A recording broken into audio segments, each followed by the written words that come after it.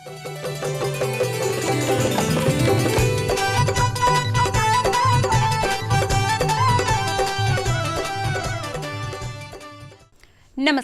आप देख रहे हैं अपना मनपसंद कार्यक्रम कृषि दर्शन, जिसके जरिए हम नई नई जानकारियों को आपसे साझा करते हैं। भारत गांव का देश है, गांव का विकास देश का विकास। ऐसे में ग्रामीण अर्थव्यवस्था के विकास की तमाम कोशिशें सरकार द्वारा की जा रही हैं, जिसमें एक कड़ी ये भी है जिसके जरिए हम अपने विशेषज्ञों से आपको रूबरू कराते हैं, नई नई जानकारियां आपसे साझा करते हैं। कार्यक्रम की आज की कड़ी में भी कुछ ऐसी ही कोशिश करेंगे। हम डालेंगे नज़र कृषि से जुड़ी खबरों पर और उसके बाद मिलेंगे अपने विशेषज्ञ से कुछ नई जानकारियों के लिए। तो चलिए जानकारियों के इस सिलसिले को करते हैं शुरू और डालते हैं नज़र अपने पहले सेगमेंट खबरें खेती की पर। नमस्कार, खबरें खेती की में स्वागत है आपका। खबरों में आगे बढ़ने से पहले सबसे पहले नजर मुख्य कृषि समाचारों पर। पशुपालकों की सुविधा हेतु मोबाइल अस्पताल की सुविधा उपलब्ध कराएगी सरकार। किसानों के लिए बेहद उपयोगी पॉली हाउस तकनीक और किसानों के लिए बेहद उपयोगी माउंट हेरो डिस्क मशीन। अब पशुपालकों की सुविधा हेतु पशुओं का इलाज डॉक्टर घर पर जाकर करेगी। पिछले दिनों पशु मोबाइल अस्पताल के उद्घाटन के बाद पशु एवं मत्स्य संसाधन विभाग के मंत्री डॉक्टर एन विजयलक्ष्मी ने कहा, सरकार ने गेम चेंजर स्कीम लाकर पशुपालकों को ये सुविधा उपलब्ध कराई है, क्योंकि पशुओं का वजन काफी होता है और उन्हें अस्पताल लाने में कठिनाई होती है। अब मोबाइल पशु वैन आने से किसानों और पशुपालकों को काफी सुविधा मिलेगी। कभी कभार लंपी स्किन जैसा एक महामारी आती है तो उस समय एक अभियान चला करके हम लोग वैक्सीनेशन कराते हैं, दवाई दिलाते हैं, तो वो सारा काम करने में बहुत आसान हो जाएगा। और इसका टैगलाइन ये है कि पशुपालकों के द्वार पर पशु चिकित्सा सुविधा उपलब्ध कराना। ये दिस इज़ द टैगलाइन। आप ये टैगलाइन कैरी भी कर सकते हैं। अब से पशु चिकित्सा सेवाएं पशुपालकों के द्वार पर, मतलब यानी एक तरह से आप समझ सकते हैं कि चिकित्सालय ही चलकर पशुपालक के घर पर चली गई है। पशुपालक भाई बहनों के लिए सरकार द्वारा सुविधा उपलब्ध करते हुए अब बिहार पशु चिकित्सा एवं विज्ञान महाविद्यालय पटना में शल्य चिकित्सा की व्यवस्था की गई है, जिससे अपने पशुओं को किसी भी बीमारी का इलाज किया जा सकता है। इसके साथ आप इन दिनों सर्दी से बचाव के लिए अपने गौशाला का प्रबंधन अवश्य करें। किसान भाई बहनों को वर्तमान समय में सभी तरह के सब्जियों और फलों की मांग वर्ष भर बनी रहती है।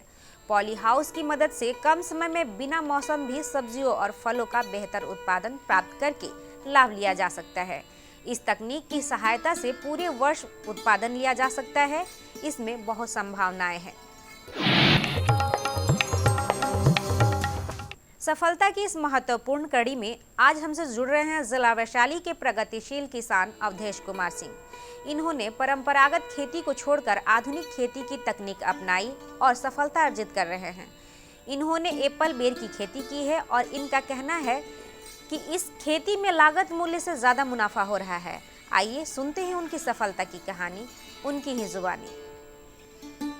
ये जो एप्पल बेर है, ये एप्पल बेर की खेती पिछले साल लगाया गया था, जो हमारे मिट्टी में एक साल के अंदर इतनी बड़ी सफलता हमको देखने को मिला है, जो ये तो पहली बार है कि इसका फलन के कारण इसका ये डाल आधे पौधे का टूट गया, इतना ज़्यादा इसमें विकास हुआ। कृषक बंधु अपनी पौष्टिक गुणों और स्वाद के कारण मशरूम बेहद लोकप्रिय सब्जी है। न केवल उपभोक्ताओं बल्कि उत्पादकों के लिए भी यह आकर्षण का केंद्र है, जिसका कारण है इसके उत्पादन में बेहतर मुनाफे का सुनिश्चित होना। मशरूम सामान्य रूप से छत्तेदार खाद्य फफूंदी है, जो स्वाद और पौष्टिकता के कारण काफ़ी लोकप्रिय है। इसकी खेती में बहुत ज़्यादा संसाधनों की ज़रूरत नहीं होती। इसकी खेती कृषि, वानिकी या पशु व्यवसाय संबंधी अवशेषों पर की जाती है और उत्पादन के पश्चात अवशेषों का प्रयोग खाद के रूप में कर लिया जाता है। इसके उन्नत प्रभेदों का प्रयोग कर बेहतर मुनाफा लिया जा सकता है। मशरूम के उन्नत प्रभेदों में अगेरिक्स या बटन मशरूम, ओयस्टर या ढीगरी मशरूम और बालवेरिया धान के पुआल वाला मशरूम प्रमुख है। किसान भाई बहनों को खेती की शुरुआत में जिस पहली समस्या का सामना करना होता है वह है खेत में घास को हटाना और जमी हुई मिट्टी के ढेलों को तोड़कर उसे समतल बनाना। इस काम को सरल तरीके से संपन्न करने में किसानों की सहायक होती है माउंट हेरोडेस्क मशीन, जो न केवल घास को हटाती है बल्कि ढेलों को तोड़कर खेत को समतल भी बनाती है। अब जानते हैं क्या है आज का मंडी भाव। आइए जानते हैं पटना अनाज मंडी में, जहां जानेंगे अनाजों के ताज़ा भाव। लोकल गेहूं 3,500 रुपये प्रति क्विंटल, MP गेहूं 4,300 रुपये प्रति क्विंटल, सोनम चावल 7,000 रुपये प्रति क्विंटल और बासमती चावल 11,000 रुपये प्रति क्विंटल। अब समय है मौसम पूर्वानुमान का। मौसम विभाग से प्राप्त जानकारी के अनुसार कल राजधानी पटना का अधिकतम तापमान 28 डिग्री सेल्सियस एवं न्यूनतम तापमान 16 डिग्री सेल्सियस रहने की संभावना है। कार्यक्रम में जानकारियों के सिलसिले को रखेंगे यूं ही जारी, लेकिन होगी आपसे मुलाकात ब्रेक के उस पार, तो बने रहिए कार्यक्रम में हमारे साथ। खरबूजा और फ्रूट की इतनी किस्में आ गई हैं, तरह तरह के रंग और रूप वाले, बाजार की शोभा बढ़ाते हैं और खाने में भी बहुत डिलीशियस। इनके खाने से डायबिटिक लोगों को कोई परेशानी नहीं होती, ग्लूटीन की मात्रा कहीं भी नहीं पाई जाती और इससे इसकी कीमत भी अधिक होती है। हर जोखिम से निकल कर फसल आए, सुरक्षित हो जाए, फसल बीमा से हर किसान अब आत्मनिर्भर हो जाए। अब सूखा पड़े या बाढ़ आ जाए कोई डर नहीं, अब ओले पड़े या कीट पतंगे फसल खा जाए कोई फिक्र नहीं। अब कैसी भी आपदा हमारी फसल पे आ जाए, क्षति होने पर हमारे दावों का उचित भुगतान मिलता है, क्योंकि हमने लिया है प्रधानमंत्री फसल बीमा। बुआई से फसल कटाई तक हर जोखिम का दावा, न्यूनतम प्रीमियम पर अधिकतम भुगतान का वादा। योजना से हर साल जुड़ रहे हैं 5 करोड़ से ज्यादा किसान। अब आपकी है बारी। नजदीकी कृषि कार्यालय, सहकारी समिति, बैंक शाखा, अधिकृत बीमा कंपनी या जन सेवा केंद्र में स्वेच्छा से करा सकते हैं पंजीकरण। फसल बीमा पोर्टल या फसल बीमा ऐप द्वारा भी किया जा सकता है पंजीकरण। प्रधानमंत्री फसल बीमा योजना, आपकी फसलों का संपूर्ण सुरक्षा कवच। कृषि एवं किसान कल्याण मंत्रालय, भारत सरकार। खबरें खेती की में अभी आपने जाना मौसम के मिजाज के बारे में, लिया आपने जायजा मंडी के भाव का, जाना आपने नवीनतम तकनीकों और उपकरणों के बारे में, और साथ ही साथ आपने सुनी अपनी ही एक सफल साथी के सफलता की कहानी।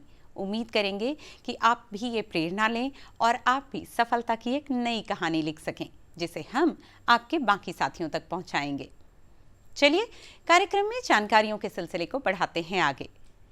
ठंड की शुरुआत हो चुकी है, ऐसे में सब्जियों की मांग बाजार में बढ़ जाती है और सब्जियों का उत्पादन भी बढ़ जाता है।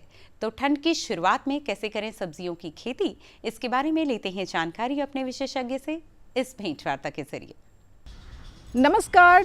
ठंड की शुरुआत हो चुकी है और इस मौसम में हमारे किसान भाई कौन कौन सी सब्जियों की खेती करके अच्छा खासा मुनाफा पा सकते हैं, आज हम इसी सब विषय पर चर्चा करेंगे। और हमारे साथ जो हमारे विशेषज्ञ हैं वो हैं डॉक्टर रमाकांत पांडे जी, पूर्व प्राध्यापक, जीव रसायन विभाग, पटना विश्वविद्यालय पटना से हैं। सर, आपका हमारे कार्यक्रम कृषि दर्शन में बहुत बहुत स्वागत है।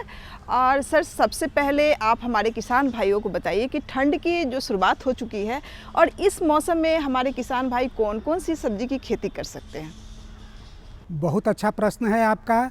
मैं किसान भाइयों को ये बताना चाहूँगा कि जो लेट वैरायटी में सक्षम नहीं हो पा रहे हैं उनके लिए बहुत खुशखबरी है कि आप गर्मा फसलों की जो सब्जियां हैं उनकी कृषि करें।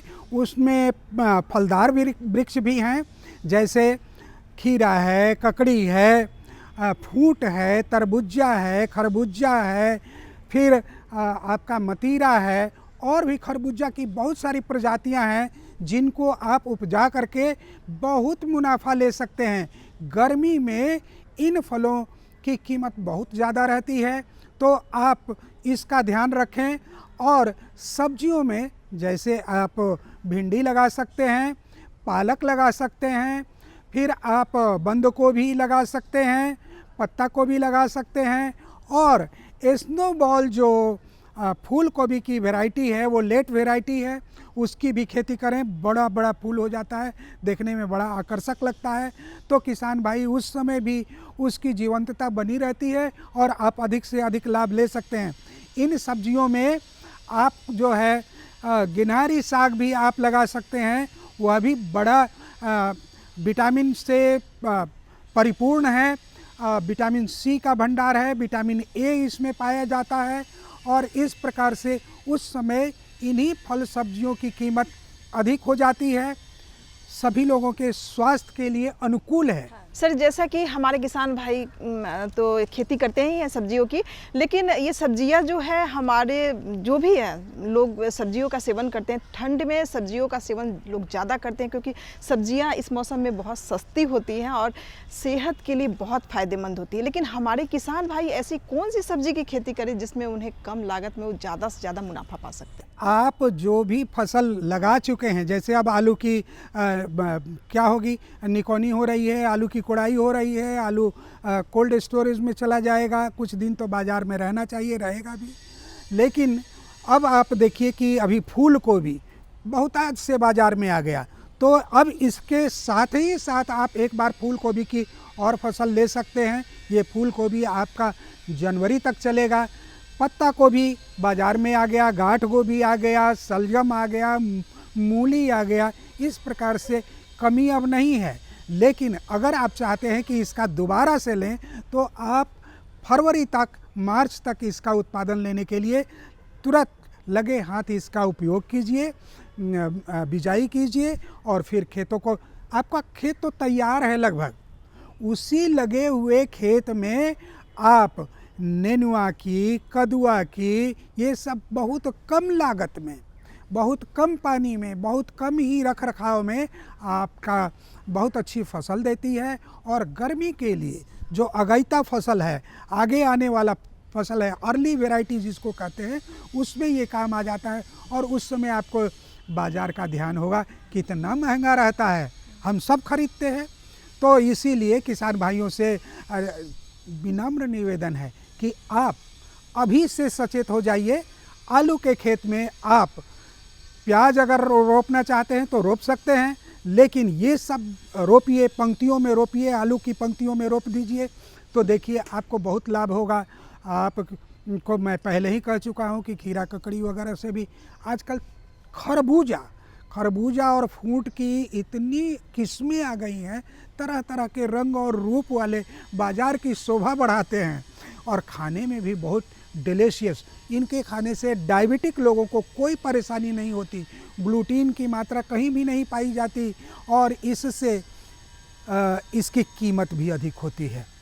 और इसके में जो फ्रुक्टोज है, वो फ्रुक्टोज निकलता है, तो वो डायबिटिक लोगों के लिए बहुत फ़ायदेमंद है। जैसे कि अभी लोगों के पास ज़मीन काफ़ी कम है, अपार्टमेंट में लोग रह रहे हैं, तो अगर छत पे भी लोग चाहते हैं कि बागवानी करने का, तो ऐसी कौन सी सब्जियां हैं कि जो आसानी से उसकी खेती कर सकते हैं और उसमें सब्जियां भी हो जाए, फ्रूट भी हो जाए, तो कैसे करें उसकी खेती? छत पर भी आजकल वो उसको टेरेस फार्मिंग कहते हैं, तो आप जो है, जो शहर वाले लोग सुन रहे हैं उन लोगों के लिए फ़ायदेमंद है। आप गमलों में मिट्टी लाइए, कहीं से भी लाइए, खेतों से ही लाएंगे, तो उसमें थोड़ी सी मात्रा आप नाइट्रोजन वगैरह की डाल दीजिए, गोबर वाली मात्रा डाल दीजिए, तो आपका लाभ ही लाभ होगा। उसमें आप नेनुआ, कदुआ रोपिए, कोहड़ा रोपिए, भतुआ रोपिए, और देखिए पूरा छत ठंडा रहेगा। इस साल गर्मी में आपने देखा जून कैसा भयावह था, उस समय बचाव करेगा, यही फसल बचाव करेगी। सर, आजकल लोग सेहत को लेकर के काफ़ी जागरूक हो चुके हैं, और बहुत लोग ऐसे हैं कि घर में बीमारियां हैं तो उसमें पता नहीं चलता है कि कौन सी सब्जियां खाएं और कौन सी सब्जियां नहीं खाएं। जैसे डायबिटिक हर घर में पाया जाता है, तो इसमें ऐसी कौन कौन सी सब्जी है जो फ़ायदेमंद है सेहत? ये बहुत ही माने डायबिटिक लोगों के लिए है। मैं बार बार डायबिटिक कहता हूँ, इसलिए कह रहा हूँ कि यही प्राथमिकता है। और लौकी हो, नेनुआ हो, जिसको कहीं कहीं घेवड़ा भी लोग कहते हैं, तरोई हो, ये सब चीज़ आप टेरेस फार्मिंग में कर सकते हैं और इनका डायबिटिक लोगों के लिए बहुत ही फ़ायदेमंद है। Vitamin C, vitamin A, vitamin B complex, ये सब के सब जो है इसमें पाया जाता है और ये जो है सो आप टेरेस फार्मिंग में अपना सकते हैं। टमाटर टेरेस फार्मिंग में अपना सकते हैं। टमाटर की जड़ ज़मीन पर हो और वो 30-30 मीटर तक ऊपर जा कर के टमाटर फलता हो, आप वैसे टमाटर की वैरायटी लगा सकते हैं, सालों भर टमाटर खा सकते हैं। और इस प्रकार से आप टेरेस फार्मिंग को अपनाते हैं तो हम समझते हैं कि आप लाभदायक काम कर रहे हैं अपने लिए और अपने पड़ोसियों के लिए भी। देखा देखी भी लोग इसको करते हैं, इसीलिए हम सिर्फ किसान भाइयों के लिए नहीं, आम नागरिकों के लिए भी ये कहना चाहेंगे कि सब्जियों में, और अभी ही समय है, अगर अभी इसकी बुआई हो जाती है तो गर्मी में मार्च, अप्रैल, मई, जून 3 महीना आप आराम से सब्जी खा सकते हैं। सर, आपने ठंड की शुरुआती दौर में जो सब्जियों की खेती के बारे में इतनी अच्छी जानकारी दी है, इसके लिए सर आपका बहुत बहुत धन्यवाद। तो किसान भाइयों, इस कार्यक्रम में इतना ही। अगले कार्यक्रम में हम आपसे फिर मिलेंगे एक नए विषय और एक नए विशेषज्ञ के साथ। तब तक हमें और हमारी पूरी टीम को दीजिए इजाज़त। नमस्कार। कार्यक्रम में जानकारियों के सिलसिले को रखेंगे यूं ही जारी, लेकिन होगी आपसे मुलाकात ब्रेक के उस पार। तो बने रहिए कार्यक्रम में हमारे साथ। कृषि दर्शन कार्यक्रम में कुछ बदला सा है अंदाज, क्योंकि कृषि और कृषि से जुड़े अलग सेगमेंट का हो चुका है आगाज। जानिए कैसे हो कम लागत में ज्यादा से ज्यादा पैदावार, जिससे बढ़े आमदनी और मुनाफा लगातार। सीखिए हमारे साथ कैसे हो हर मौसम के मुताबिक अपने पशुधन की उचित देखभाल, ताकि वे रहे सब स्वस्थ और किसान का जीवन हो खुशहाल। इसके साथ जानिए मंडी के ताजा भाव, मौसम का मिजाज, दैनिक कृषि समाचार हर हफ्ते सोमवार, बुधवार और शुक्रवार संध्या 5:30 बजे से सिर्फ दूरदर्शन बिहार पर कार्यक्रम कृषि दर्शन। दलहन का उत्पादन और उपयोग दोनों ही हमारे क्षेत्र में बड़े पैमाने पर होता है। दलहन जहां हमारे स्वास्थ्य के लिए बहुत बेहतर है, पौष्टिकता के लिए बहुत ज़रूरी है, वहीं मृदा के स्वास्थ्य पर भी इसका बेहद ही अच्छा प्रभाव पड़ता है। ये नाइट्रोजन का स्थिरीकरण करता है, जो कि ज़मीन में मिट्टी की उपज को बढ़ाता है। तो दलहन की वैज्ञानिक खेती कैसे करें, इसके बारे में लेते हैं जानकारी अपने विशेषज्ञ से। किसान बंधुओं नमस्कार। अधिक उत्पादन से देश में जो दाल की कमी है उसकी भी भरपाई हो पाएगी। अधिक उत्पादन करने के लिए ज़रूरी है कि आप उस तरह खेती करें जैसे कृषि वैज्ञानिक आपको सुझाव देते हैं। इसीलिए आज हम चर्चा करने जा रहे हैं दलहनी फसल की वैज्ञानिक खेती के बारे में। इस विषय पर अधिक जानकारी देने के लिए आज हमारे साथ हैं डॉक्टर राजेंद्र प्रसाद, केंद्रीय कृषि विश्वविद्यालय पूसा समस्तीपुर के उप निदेशक शिक्षा प्रसार डॉक्टर जितेंद्र प्रसाद। सर, आज के कार्यक्रम में मैं आपका बहुत बहुत स्वागत करता हूं। आपका भी। और इस सवाल के साथ कार्यक्रम की शुरुआत करता हूं कि चूँकि सर इस बार हमारे जो किसान हैं वो लेट तक धान की रोपाई की हैं, ऐसे में उन्हें कौन से जो दलहनी फसल है और कौन से किस्मों को उनको उपयोग करना चाहिए और क्या उचित समय है जब इसकी रोपाई कर देनी चाहिए? दरअसल इस बार से हमारी बारिश से थोड़ी लेट हुई है और लेट के कारण हमारी जो भी खरीफ की फसलों में धान की खेती जहाँ हुई है वहाँ पे मोटे तौर पे दलहनी की खेती होती है। और इस दृष्टिकोण से देखा जाए तो चना की खेती और मसूर की खेती और मटर की खेती, ये 3 खेती हम लोग इस रबी सीजन्स में करते हैं, किसान भाई प्रमुखता से लेते हैं। और वैसे क्षेत्र होते हैं जहाँ के हमारे एरिया पानी से डूबा हुआ भी रहता है। और अब हमारा नवंबर माह लगभग हम फर्स्ट वीक पार कर रहे हैं, तो ऐसी परिस्थितियों में अब बुआई का समय आ चुका है किसान भाइयों के लिए। ये तीनों फसलों के लिए बुआई का समय आ गया है।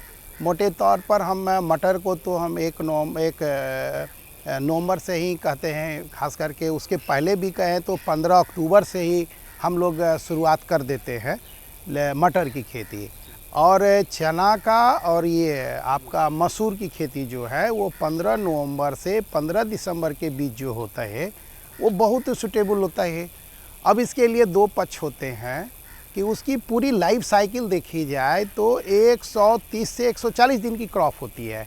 उसी में कुछ वैराइटल बात करें, अगर हम किसानों को बताएं कि आप प्रभेद में जाएं तो कुछ प्रभेदें जो है कुछ 10 से 15 दिन लेट भी लगता है, लेट तक की उसकी लाइफ साइकिल भी रहती है। तो हीट टॉलरेंस जो लास्ट में हमारा हार्वेस्टिंग अप्रैल महीना में जो होती है तो उस समय हार्वेस्टिंग पर इफ़ेक्ट पड़ता है और उसी समय ग्रेन सेटिंग से लेकर के सूखने का सारा चीज़ डिपेंड करता है। तो हम पिछले पोर्शन को देखते हुए आगे की सोइंग डिपेंड कर जाता है। तो इसके लिए कुछ हमारी प्रभेदें विकसित की है। हमारा खास करके पूसा जो यूनिवर्सिटी है वो अरुण वैरायटी बहुत लगभग 10-15 साल की वैरायटी हो गई है। किसान उस वैरायटी से परिचित भी है और दाना थोड़ा बोल्ड भी है मसूर के मामले में, और उसकी खेती किसान कर भी रहे हैं। और ख़ास करके देखते हैं कि सूखने की बीमारियां ज़्यादा रहती है दलहनी फसलों में, पौधे सूख जाते हैं, फसल लहलहा रहा है और अब फ्लावरिंग स्टेज आया और एकाएक सूख गया, जगह जगह पौच में सूख गया। सर, आप दलहनी फसल जो सबसे ज़्यादा प्रभावित होती है आप उसके बारे में बात कर रहे थे, लेकिन उससे पहले मैं आपसे सर ये जानना चाहता हूँ कि अच्छा उत्पादन हो मसूर चना दलहनी फसल का, इसके लिए किसान क्या सावधानी बरतें शुरू से अंत तक ताकि पैदावार जो है वो बेहतर हो? किसान भाइयों को अधिक उपज लेनी है, वो अधिक उपज लेने में बाधाएं उनको कहाँ कहाँ आएगी, उनको मैनेजमेंट करना पड़ेगा, उसके प्रति सतर्क रहना पड़ेगा। तो एक तो है उकठा रोग जो है वो हमेशा देखेंगे कि बीच बीच में पौधे सूख जा रहे हैं, तो सूख जा रहे हैं तो पूरा सूख गया तो खेल ख़त्म हो गया, उसका उत्पादन तो ऐसे घट जाएगा। तो वैसे केसों के लिए कहा जाता है बीज उपचार करके लगाना चाहिए। बीज उपचार एक ऐसी पद्धति है कि अगर हम बीज को उपचार कर देते हैं, जिसको FIR बोलते हैं, फंजीसाइड से, जिसको हम लोग कहते हैं कि फंजीसाइड से, इंसेक्टिसाइड से, इसके बाद हम लोग फिर ट्राइकोडर्मा से, इस तरह से उपचार कर देने से उसमें रेजिस्टेंसी पैदा हो जाती है। और जब रेजिस्टेंसी पैदा हो जाती है तो फ्यूजेरियम नाम का जो फंगस है या कुछ जो हमारी सॉइल में कुछ इस तरह की व्याधियाँ हैं जो हमारी पौधों को सुखा सकती है, उसे बचना होगा। तो इसके लिए एक रिकमेंडेड किया हुआ है कि 2 ग्राम कार्बेंडाजिम से आप सीड पर थोड़ी सी मॉइस्ट कर दीजिए और इस पुरिया को 2 ग्राम प्रति केजी के दर से मिला दीजिए, छाया में थोड़ा सुखा दीजिए।